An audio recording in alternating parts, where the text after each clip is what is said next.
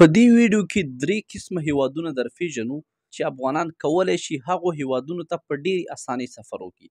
په یاد ولرئ په دې کې د امریکا د لویې وچې هیوادونه هم شته او ځینې د مرکزي او د ختیځې اسیا هیوادونه دي. په دې کې لومړی ډول هغه هیوادونه درته ذکر کوو چې افغانان کولی شي یوازې په افغاني پاسپورټ هلته سفر وکړي. دوهمه برخه کې هغه هیوادونه در پیژنو چې هغوی ته انډرایول ویزې ورکول کیږي، یعنې کله تاسې هلته په ایرپورټ کې ښکته شي په ایرپورټ کې ویزه درکول کیږي. او دریم ډول هغه هیوادونه دي چې تاسې کولی شئ د هغوی ویزه په آنلاین ډول ترلاسه کړئ، یعنې سفارت ته ورتګ ته اړتیا پکې نه وي. راځو لومړۍ کټګورۍ هیوادونو ته چې تاسو کولی شئ یوازې په افغاني پاسپورټ هلته سفر وکوئ، او دغه هیوادونه په یاد ولرئ چې دا د امریکا د لویې وچې هیوادونه دي. که څه هم افغاني پاسپورټ په نړۍ کې ډېر ښکته درجه بندي لري، یا که ووایو په درجه بندۍ کې همیشه د شاوخوا اول یا دویم مقام لري، خو بیا هم ځینې هیوادونه شته چې یوازې په همدغه پاسپورټ موږ ورته سفر کولی شو.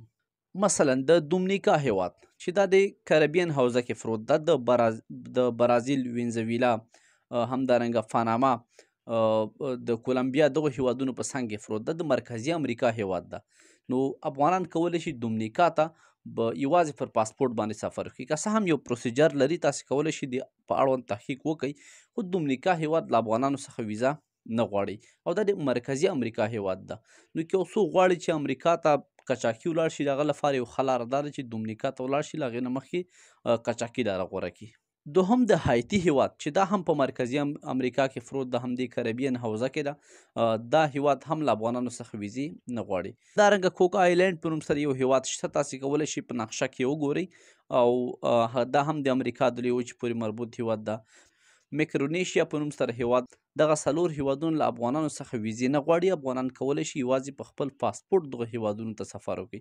تاسې کولی شئ د دې موقعیت چک کړئ، له هغې نه وروسته پرېکړه وکړئ چې دغه هیوادونو ته ستاسو سفر په کوم لحاظ ګټور دی یا نه. په دوهمه کټګورۍ کې هغه هیوادونه دي کله چې افغانان ایرپورټ ته ورسیږي هغه هیواد ته، هلته ویزه ورکول کیږي.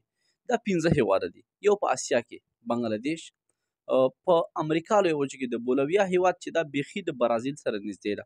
که یو څوک غواړي برازیل ته ولاړ شي، نو کولی شي د بولویا ویزه واخلي، هغې ته خپل ډاکومنټس لومړی جمع کړي، بیا هلته سفر وکړي، له هغه ځای څخه برازیل ته ولاړ شي. له دې څخه ماسیوا درې نور هیوادونه هم شته چې هلته انرایول ویزې افغانانو ته ورکول کېږي، یعنې چې ایرپورټ ته ورسیږي هغې نه وروسته ویزه ورته ورکول کېږي. په یاد ولرئ دا هر یو څه پروسیجر لري. تاسې باید د ټریول ایجنسیانو یا دې خلکو سره وغږیږئ که چېرې دغه هیوادونو ته د تګ پلان مو درلود.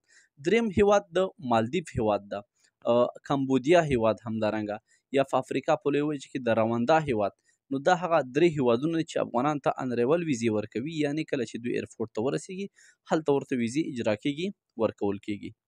په دریمه کټګورۍ کې هغه هیوادونه چې افغانان هغوی ته آنلاین اپلای کولی شي، یعنې د هغوی سفارت ته ورتګ ته اړتیا نه لري. اکثر ویزو ته آنلاین اپلای کیږي، خو هغوی بیا اپاینټمنټ رالیږي، هغې لپاره به تاسې سفارتو پسې ګرځئ، ایران ته یا پاکستان ته. خو دغه هیوادونه چې دي دې کې تاسې مجبور ناست چې سفارت ته ولاړ شئ.